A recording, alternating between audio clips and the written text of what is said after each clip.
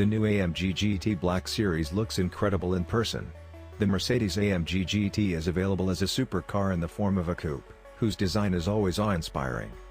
The lower splitter was set up in race mode, one of two settings that takes advantage of the aero you can only achieve with an extended lower lip. When extended, it's held in place with two metal arms that prevent it from retracting as the pace picks up. And the pace certainly does, with Mercedes-AMG clocking a production car record at the Nürburgring in November 2020 of under 7 minutes. The menacing look continues at the rear with the dual-tier adjustable carbon wing. It's worth noting, in addition to the rear wing and front splitter, the ride height, camber and anti-roll bars can be adjusted as required to hit the optimum settings. A box of camber shims offer 8 levels of adjustment and can be adjusted by the dealer to create the optimum setup for a track day.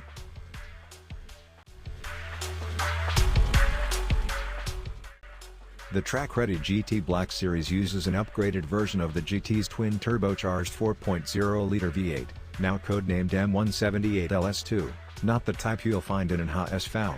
It's the first AMG V8 to use a flat plane crankshaft and features new camshafts and exhaust manifolds and larger intercoolers.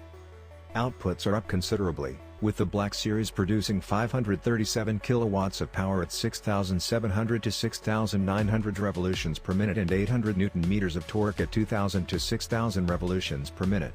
It does the 0 to 100 km per hour sprint in just 3.2 seconds.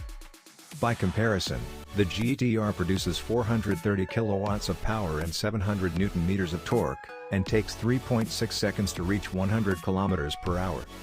The twin-turbo V8 is mated to a beefed-up 7-speed dual-clutch automatic transmission driving the rear wheels. Other changes include an almost fully paneled underbody to aid aerodynamics, plus a new carbon fiber bonnet and exhaust outlets. Weight savings have also been found through the use of thinner glass. The carbon fiber front splitter is adjustable, as is an electric flap in the upper blade of the new, two-piece carbon fiber rear wing. All local GT Black Series models have the track package as standard, with a lightweight, bolted titanium tube cage and 4-point seat belts. The GT Black Series is the 6th AMG to wear the Black Series nameplate and the first one since 2013.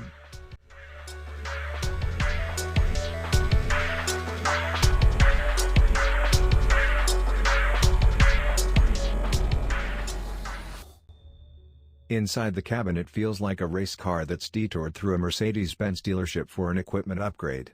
Standard fitment for Australia are a set of 4-point race harnesses for the front seats. If you can't be bothered with those, there's a regular set of belts to lock you into position within the carbon fiber bucket seats. Behind the first row is a titanium roll bar that facilitates a tie-down point for the top two 4-point harness straps. Outside of that, the rest of the cabin feels like a regular AMG GT, which is good news. That means you get a central 10.25-inch infotainment system with wired Apple CarPlay and built-in satellite navigation. There's also an 11-speaker, 1000-watt Burmester sound system, although you really won't be hearing it much once the GT Black Series is on the move. Ahead of the driver is a 12.3-inch driver display that gives you all the information you need for track driving. Moving through the drive modes adjusts the contents of the screen, while the central infotainment screen can be used for the track pace program that gives you live track timing as you whip around the circuit. Beneath the air vents is a 9-way adjustable traction control system that can be used in concert with set drive modes that are selected on a steering wheel dial. The steering wheel itself, along with the dashboard and doors, are finished in Alcantara, while the door card is a textured material designed to save weight within the door. One other cool features, well, I think it's cool anyway, are the seals around the doors and windows designed to offer a smooth operating experience at over 300 km per hour. They require around 25% more closing force than a standard car to create an adequate seal that will still operate closer to the car's top speed of 325 km per hour. Cargo capacity comes in at 286 liters. It's surprisingly good when you consider how much is going on within the car. It's big enough for a few helmets or a medium-sized suitcase,